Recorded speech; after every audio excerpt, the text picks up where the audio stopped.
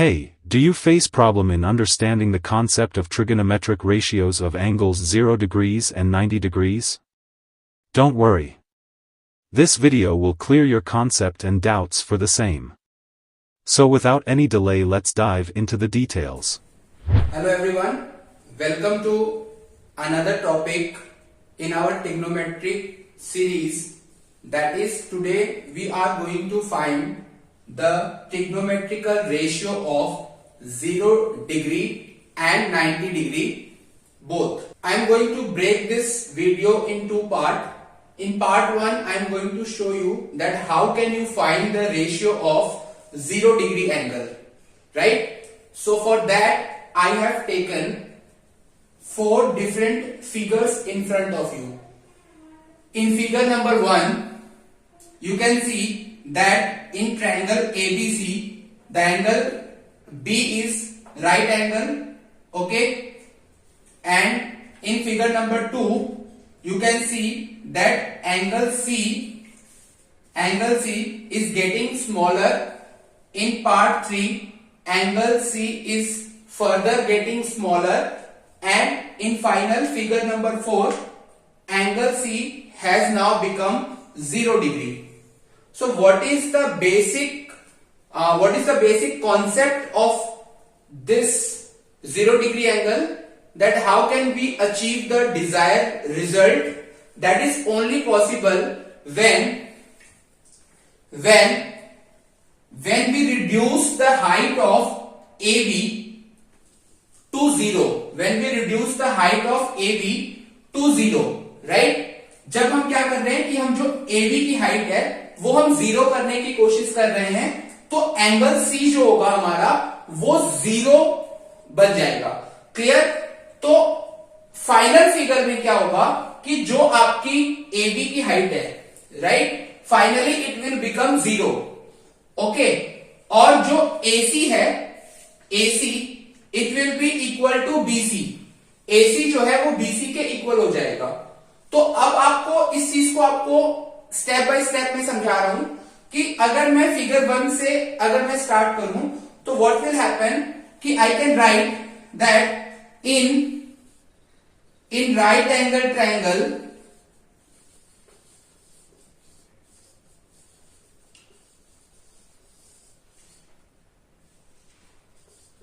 ABC, ठीक है, हमारा जो राइट एंगल ट्रायंगल है दैट इज ABC. तो यहां पर अगर मैं आपसे कहूं कि जो साइन C है, ओके, साइन C ये हमारा क्या होने वाला है? साइन हमें पता है कि परपेंडिकुलर अपॉन हाइपोटेन्यूज होता है. सो perpendicular is basically AB, okay, and hypotenuse is AC, right. इसी तरीके से अगर मैं बाकी 2 एंगल आपका और लिखूं, ठीक है, मैं अभी बेसिक एंगल्स की बात कर रहा हूं. जैसे मान लीजिए कि मैंने लिख दिया cos C, ओके, तो cos C हमारा क्या होने वाला है? cos C is going to be B by H, means base by hypotenuse, okay. So base is BC and hypotenuse is AC, right. Similarly, I am going to write one more angle, that is tan C. So tan C, the angle of tan is nothing but the ratio of perpendicular and base. So here perpendicular is AB and base is BC. Okay. So this is the case in figure number 1, right? Now I am going to write. Now here you can see that I have written the 3 basic angles, right? जो हमारे 3 basic angles है उसमें मैंने आपको define किया है. अब ऐसे ही आप जो रिमेनिंग 3 एंगल्स है उसको आप डिफाइन कर सकते हैं. अब इसमें बेसिक सा आपको एक अजम्पशन क्या करना है कि हमें एंगल C जो है हमारा, यहां एंगल C की जो भी वैल्यू होगी, चाहे वो 60 है, 70 है, 80 है, जो भी इसकी वैल्यू है, वो उस वैल्यू को हमें 0 की तरफ ले जाना है. तो 0 की तरफ अगर मुझे ले जाना है तो मुझे जो AB की हाइट है वो मुझे क्या करना होगा? मुझे शॉर्ट करनी होगी AB की हाइट, यानी AB को मुझे धीरे धीरे कम करना होगा. तो इसकी जो एंगल की वैल्यू है वो कम होनी शुरू हो जाएगी. और बेसिकली मैं ये भी कह सकता हूं कि the point A will come closer to point B. Okay, so in figure number 2 the point has come a bit closer to point number B. In figure number 3 it has again come a bit closer to point number B, and in figure number 4 जो point A है वो आपका यहाँ point B के साथ जो है वो coincide कर जाएगा. ठीक है, तो बेसिकली ये जो point A है ये हमारा यहाँ आ गया. तो इस केस में हमारा क्या हुआ कि जो हमारी AB हाइट थी वो हमारी 0 बन गई. क्लियर? यानी कि ये जो हाइट थी हमारी वो हमारी 0 हो गई. और यहां जो हमारा एंगल C जो है, एंगल C, ठीक है, ये हमारा क्या हो गया 0, राइट, 0 डिग्री. ओके, तो मैं ये भी कह सकता हूं कि BC और AC की जो हाइट है वो आपस में इक्वल हो चुकी है फिगर नंबर 4 में. तो इसी चीज को अब मैं अप्लाई कर रहा हूं और आप इसको अच्छे से समझेंगे कि अगर मैं यहां पे now in triangle, in right angle,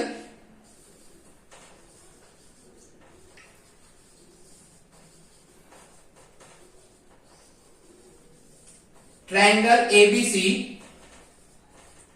अब मैं यहां से वापस मैं उन तीनों एंगल को डिफाइन कर रहा हूं कि sin C, ठीक है, cos C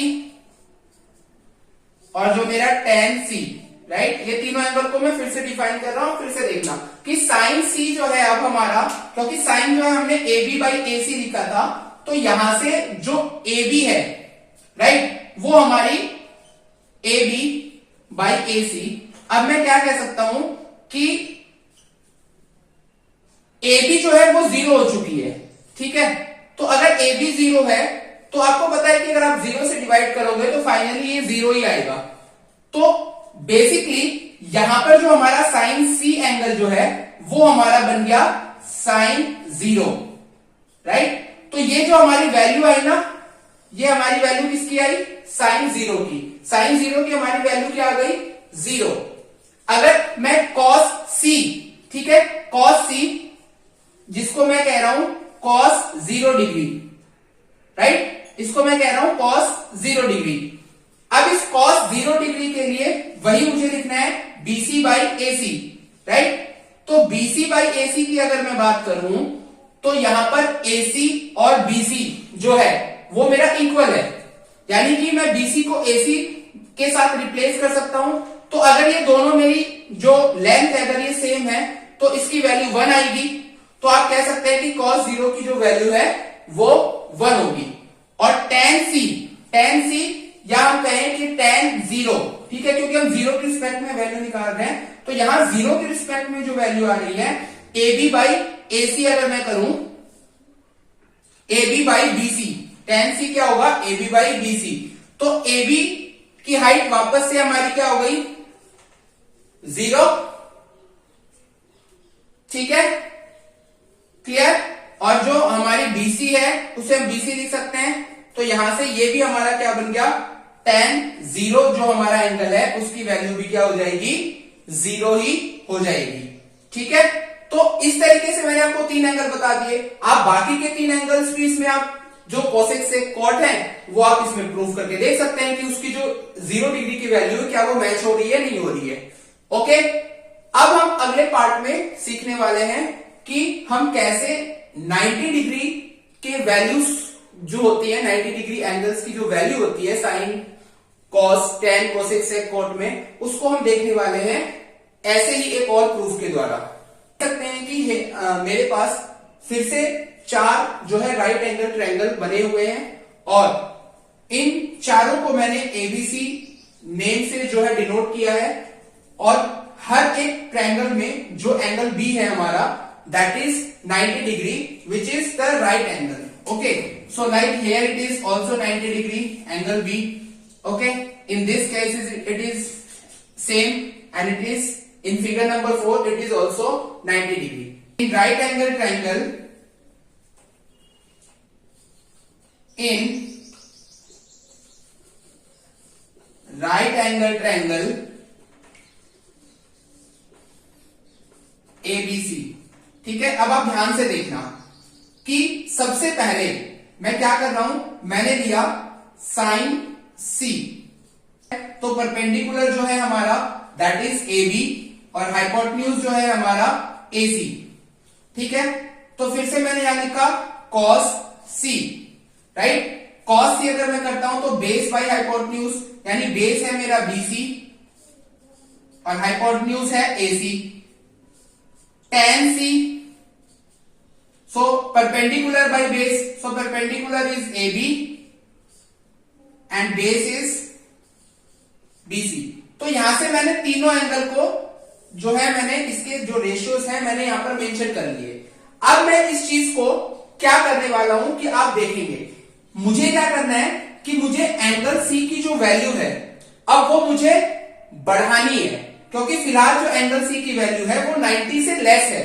ठीक है, और उस वैल्यू को मुझे, एंगल सी की वैल्यू को आप ध्यान से देखेंगे कि एंगल सी की वैल्यू को मुझे 90 की तरफ लेकर जाना है, यानी कि उसकी वैल्यू को मुझे 90 करना है। तो मुझे क्या करना पड़ेगा, मुझे पॉइंट सी को मुझे पॉइंट बी के क्लोज लाना पड़ेगा। ठीक है, तो अगर मैं पॉइंट सी को पॉइंट बी के क्लोज लाता हूं तो एंगल सी की जो वैल्यू है वो बढ़ने लगेगी, राइट। तो सेकेंड फिगर में ये वैल्यू कुछ इंक्रीज होगी, थर्ड फिगर में पॉइंट सी और क्लोज आ गया है तो एंगल सी की वैल्यू और बढ़ गई है। और पॉइंट नंबर 4 की जो सिचुएशन है वो ये है कि पॉइंट सी और पॉइंट बी दोनों ही सेम पॉइंट पर मिल गए हैं। तो इस वक्त हमारे साथ इस फिगर में हमारे लिए जो समझने की बात है कि जो मेरी बीसी थी, ठीक है, वो 0 हो गई है। क्लियर, बीसी की जो लेंथ है वो 0 हो गई है, क्योंकि ये वाली लेंथ जो है वो पॉइंट सी जो है वो पॉइंट बी के साथ मैच कर गया है, कोइंसाइड कर गया है। ठीक है, और इस केस में हम ये भी कह सकते हैं कि जो एसी है, राइट। अब आप ध्यान से देखना कि अगर पॉइंट सी पॉइंट बी के क्लोज आ गया है, राइट, तो ये लेंथ तो मेरी कम गई। तो क्या करना होगा मुझे, मैं ये कह सकता हूं कि जो एसी, जो आपकी पहले एसी हुआ, एसी जो साइड थी वो अब किसके बराबर हो गई है, एबी के बराबर हो चुकी है, right. In figure number 4 AC is equal to AB. Clear, तो यहां से अब मेरा जो सिनेरियो बनता है वो ये बनता है कि इन राइट एंगल ट्रायंगल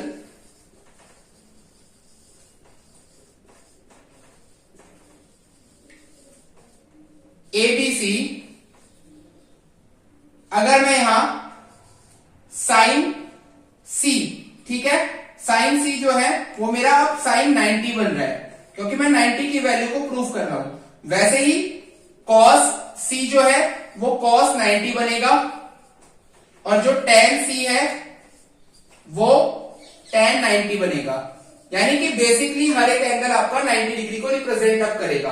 तो यहां पर आप देख सकते हैं कि जो अगर रेशियो में लिखना चाहूं तो साइन जो होता है वो परपेंडिकुलर बाई हाइपोटेन्यूज होता है, तो परपेंडिकुलर है हमारा AB और हाइपोटेन्यूज हमारी AC।